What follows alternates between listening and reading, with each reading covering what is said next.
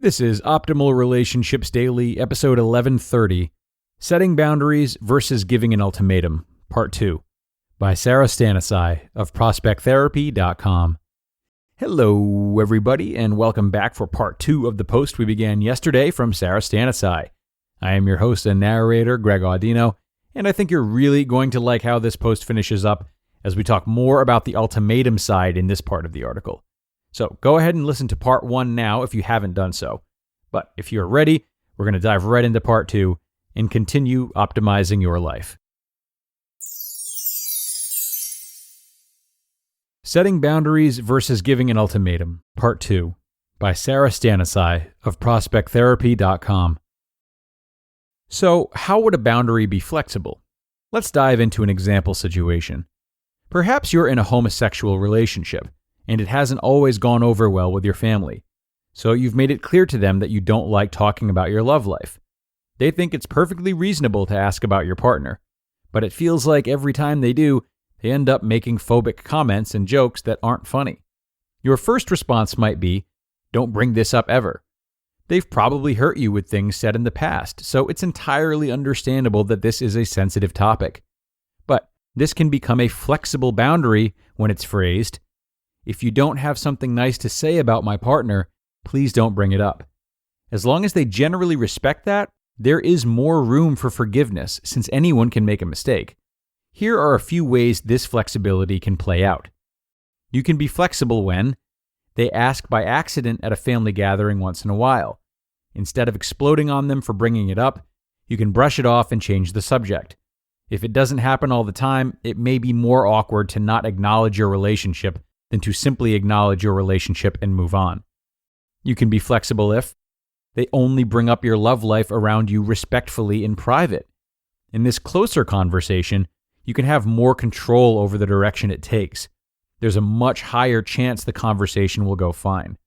Although you don't like the topic, you can get out of there without any negative sentiment. You can be flexible if they're asking about your relationship in general. This can be questions not specifically about your partner, such as, does your partner like your new apartment? It's not that you don't want them acknowledging your relationship at all, just that you don't like certain topics, questions, or jokes. This can make it much easier to stay within boundaries without freezing them out. There's much more flexibility than we realize when it comes to boundaries, especially in complicated relationships or dynamics. There are so many ways it can be customized for your unique situation. Maybe it's in how often you choose to allow this flexibility. I can't be flexible all the time, but once in a while is okay. Or perhaps the flexibility is only in certain situations. It's okay if the situation is in private, but not at work. And maybe the flexibility is only to a certain degree. I don't mind if you ask, but don't get too into my business. How you follow through on this is key. You may express your concerns and give them time to adapt, which may eventually lead to setting an ultimatum. When should I set an ultimatum? An ultimatum is a consequence for when a boundary is not respected. These can be trickier than boundaries because ultimatums focus more on someone else's behavior instead of your own. When you've made your boundaries clear in a situation or relationship and someone is consistently disregarding them, it may be worth it to consider setting an ultimatum. For example, let's say you told your new partner that you don't drink. You don't want to feel pressure to drink, so you'd be more comfortable if they didn't drink around you. However, instead of respecting your boundary, your partner continuously drinks around you and encourages you to do the same. At this point, you may tell your partner that they need to stop this behavior or your relationship will not continue. This is an ultimatum. It's not really fair to either of you if your starting point is the ultimatum.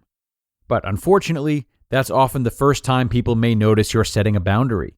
So this can lead to the other person thinking you're starting at the ultimatum, when in fact, you've tried to assert limits multiple times.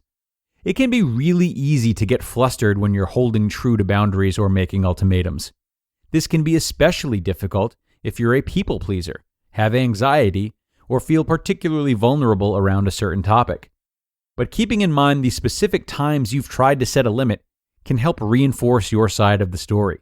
For example, maybe you have fallen into the role of nagging partner and start to believe it is the only thing you've ever been.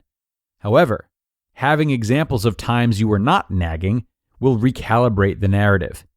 This can be expressed by saying something like, "I know you think I'm the squeaky nagging wheel, but that hasn't been the case in a long time. It used to be like that, but in the past few months, here are examples of times I didn't do that." This can set you up for making an ultimatum if it's come to that. Deciding to set an ultimatum. Ultimatums are typically a last resort, but it is important to value your boundaries and limits. If you make ultimatums and don't stick to them, it will only harm you in the long run. If your partner or friend constantly ignores your boundaries, you may want to consider ending the relationship. If their behavior has a negative or unhealthy impact on your life, you should explain this to them and work to move on. It's not easy ending relationships, but sometimes it is truly for the best. If you do want to attempt to make the relationship work, or you have attempted to repeatedly make your boundaries clear to no avail, then you may have to resort to setting an ultimatum. Relationships are complex, and navigating them can be difficult. But most importantly, remember that you are the one in charge of your life. While you can expect certain behaviors of others, you also need to expect the same standards from yourself.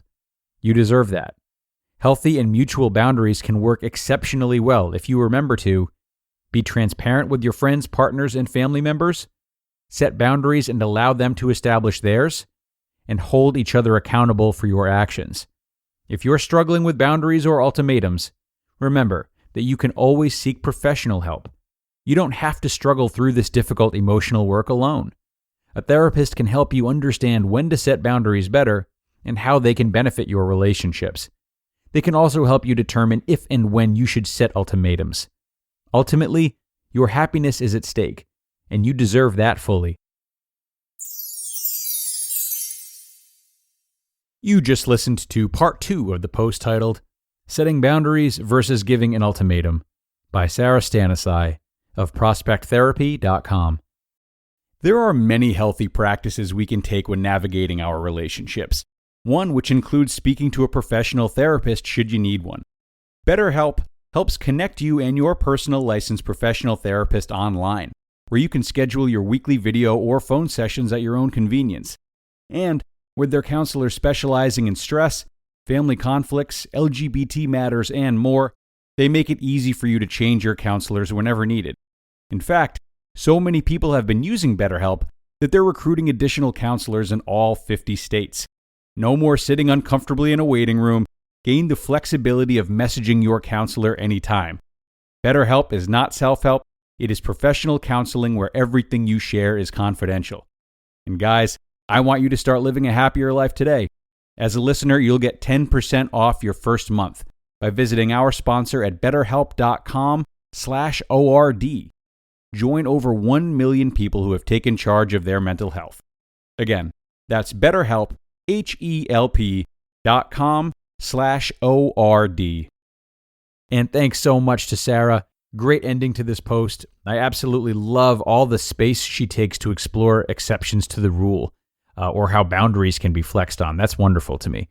It's so important to take this gray area into consideration, as there will be nuances no matter what. And when both parties in the relationship are expressing and respecting them, it's essential to the communicative process. The other side of this would be belittling your partner and saying that they don't set strong boundaries if there are all these conditions. But that's black and white thinking, and it doesn't do much good. Because changes inevitably happen, including boundary changes, we can see them occur gradually and not be shocked by them when we stay open like this. This is how partners grow together. You might get to a point when you both realize that where there was once one condition, there are now 10. Watching this occur together gives both partners a chance to see how maybe the person setting the boundary is changing, and therefore the boundary is as well. Partners can welcome in new eras to the relationship and not have to hide parts of themselves behind a boundary or feel shame for growing and wanting to adjust their boundary. So that's it for this one, everybody. Thanks a lot for being here through both parts 1 and 2. I really liked this post, and I think it was really important. Take it with you and see how it exists in your own relationships. And of course, come on back tomorrow for another post from us here at ORD. I'll be back to read for you in that one. Hope to see you there, where your optimal life awaits.